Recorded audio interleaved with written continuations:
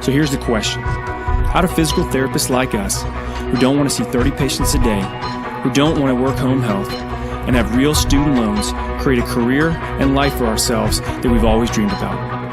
This is the question, and this podcast is the answer. My name's Danny Mattei, and welcome to the PTE Entrepreneur Podcast. What's up, guys? Doc Danny here with the PTE Entrepreneur Podcast. And I'm coming to you from my vehicle. Actually, it's my wife's vehicle. My car gets negative gas mileage, so I didn't drive it on this trip up to Fort Bragg. But I'm on my way back, and I just stopped to get some gas and pee, so I wouldn't have to pee for like 5 hours, so I can just drive straight home. So I wanted to address, a question, excuse me, on this drive home that I got today at a course that I was teaching. So I was teaching a mobility WOD tactical course to a handful of military medics and soldiers up at Fort Bragg. And one of the guys that was there was actually a contractor physical therapist for a group called Thor 3, which is, they usually are attached with special operations elements, and it's kind of this hybrid rehab and strength and conditioning program that's kind of a bridge the gap kind of deal. So you're injured and you just have surgery, cool, and now there's this gray area where you need to get strength and conditioning involved and PT at the same time, and they do that. So it's a really cool initiative.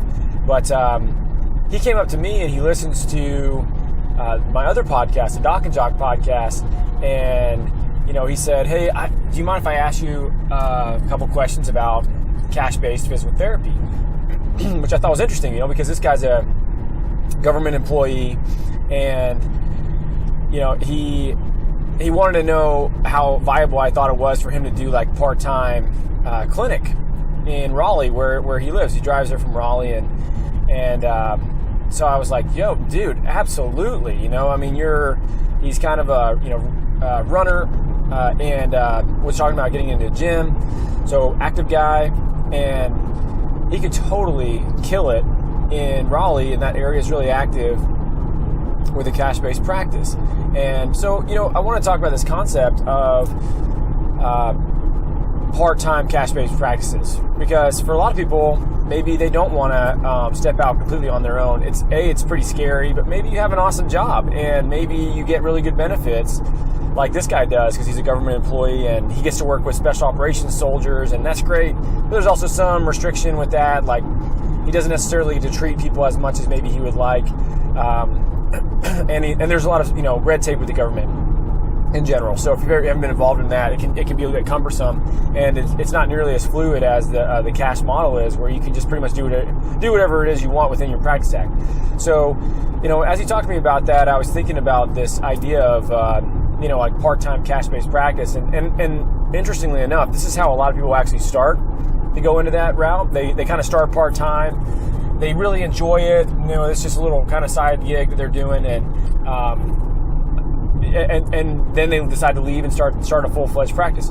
But you don't necessarily have to do that. You could just stay at your job and you could do part-time. So I was talking to this guy, and I said, man, what if you did like 8 or 10 visits a week max? Just say, I'm going to do 10 visits a week. So I'm going to do a couple evenings and then like one Saturday morning, right? So accumulate 10 visits after work sometime. And the cool part about this is, if you were to do this and you were to go see patients and you're in a normal clinic and then you go to your cash practice, you're so excited to do that, because A, it's yours, so do whatever you want.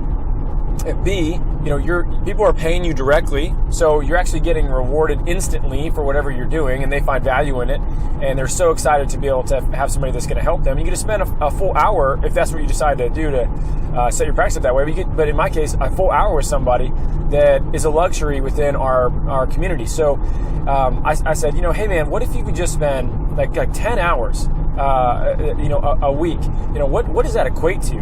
Well, in the Raleigh area, let's just say he charged $150 an hour. That's $1,500 a week. That's a lot of money. If you did that every week, let's say he did that 10 months out of the year, he's going to make what is that, $6,000 a month. If he did that 10 months out of the year, he'd make over $70,000 if he just saw 10 people a week at $150 an hour. And that's part-time. You know, that's amazing. Are you kidding me? That's like the greatest part-time job ever. And it's totally possible.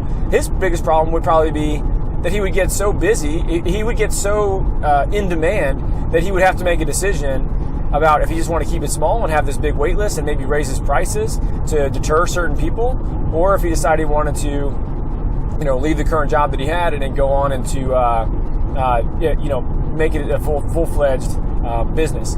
So think about that. So, you know, I think that for a lot of us, we have these preconceived notions of how much money we need to make, but man, you don't need to make that much money to have a really, really good life. Like where financially you can do fun things like take your family on great vacations and live in a nice house and, you know, whatever it is you're interested in. Maybe you're into cars. Okay, cool. You want a cool car. But, you know, what if your part-time job you made $70,000 a year? That might be more than what your full-time job is right now. So keep that in perspective. It doesn't always have to be the cash PT, full in, you know, like dive right in like I did when I got out of the Army. That's a big step. That's a scary step for a lot of people. It's totally possible for you to do part-time as well. Have a fun time doing it and make a little side income where you can, you know, help your family out, whatever you want to do. Pay down debts really fast, you know, take them on cool trips, whatever it is, you know, stuff that you find, you know, value in and your family finds to be important. So think about that, guys. Something I just wanted to leave you with as I'm driving home. I'm going to actually do a couple of these because I've got like 5 hours ahead of me. And, you know, I've got a podcast and I teach for a living, so I can talk for a really long time. So we'll probably get a couple of these in. And hopefully you guys enjoy this, and I'll try to do a few more of these on my trip.